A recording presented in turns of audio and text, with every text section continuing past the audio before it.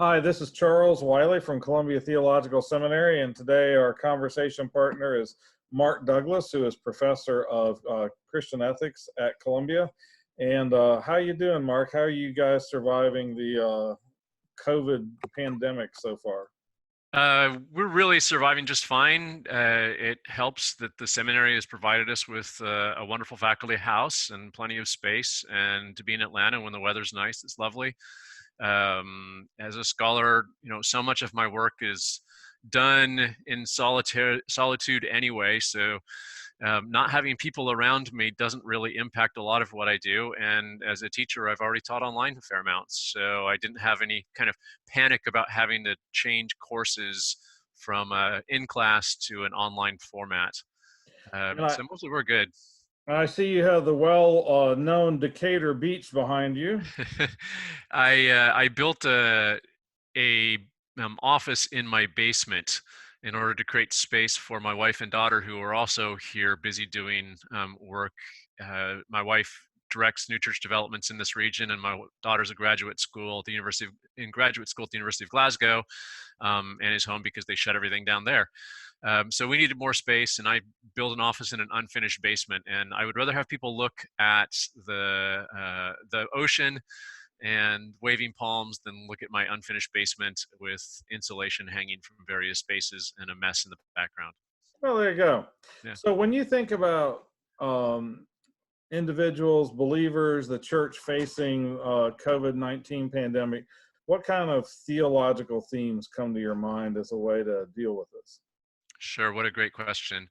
A number of basic types of concerns come to mind, and I should note that part of my range of, at least in principle, competencies is to think about bioethics. And so I Hmm. teach some on epidemics and pandemics in classes that I teach on bioethics. So a couple of things to think about first. Paying attention to doctrine of creation and the reality being really manifest again and again these days of the interconnection of all of creation with each other. This pandemic is caused by one little bit of creation that is a new novel kind of creation coming along and having an impact on us in a way that doesn't have an impact on other parts of creation, even as we are having an impact on that creation. I saw a study recently that something like 75% of epidemics begin with animal-human transfers, and those aren't healthy animals exchanging that are causing these things. These are sick animals, Huh. and their sickness is in part driven by our patterns of behavior that are costing them and causing them sickness. So there's no way to separate ourselves out from cause, and there won't be any way to separate ourselves out from cure either. What we do to cure ourselves now will have an impact on the rest of creation, and how we think about our living with them will matter. So doctrine of creation obviously matters a lot. I think for a lot of us, a doctrine of the church. How do we think about the church as the church moves online fairly exclusively these days? Right. And with that, then a doctrine of incarnation. What does it mean to be fleshy persons, to worship a God who came and dwelt among us as flesh and blood, taking upon himself the potential for the infirmities, and certainly taking upon himself much like we face. So those types of questions, I think, are important at both theoretical grounds and at practical grounds. Church attendance in many places is up dramatically because people can attend online. Church giving is down dramatically because people don't feel committed to give in the same way that they used to be.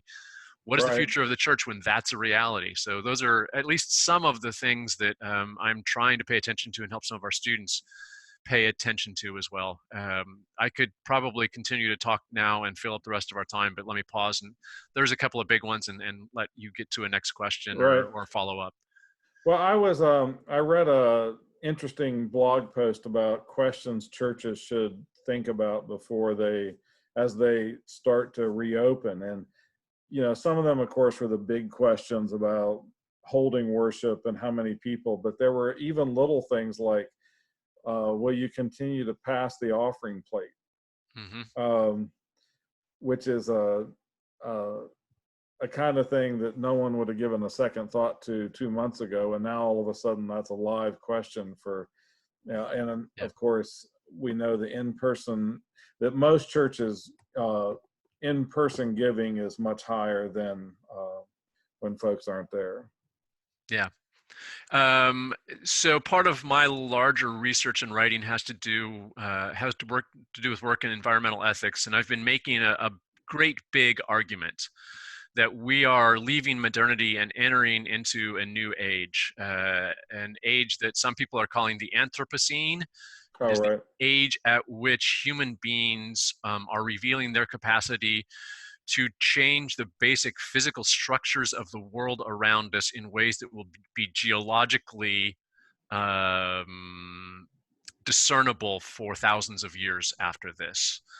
And part of my argument is that as we leave modernity and enter the Anthropocene, continue to enter the Anthropocene really, we will have to do a dramatic amount of rethinking about how we understand ourselves and the world around us.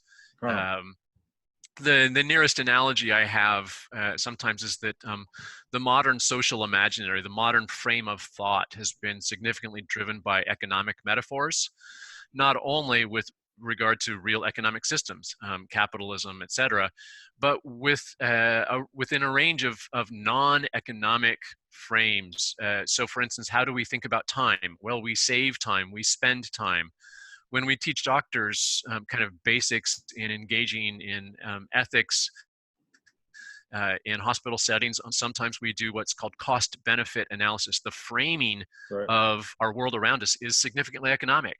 Right. That has made a lot of sense to us for a very long time.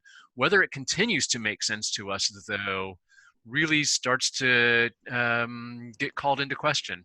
It is just the case, for instance, that for an economic framing of the world around us, we will tend to think of ourselves as producers and consumers, as rational free agents separated from others who can make decisions about what we will buy, what we will not buy, what we will accept, what we will not accept. That's revealed not only in the marketplace, but say in modern political systems having to do with voting, right? And we're Right. making free choices individually apart from others about who will be involved in leadership.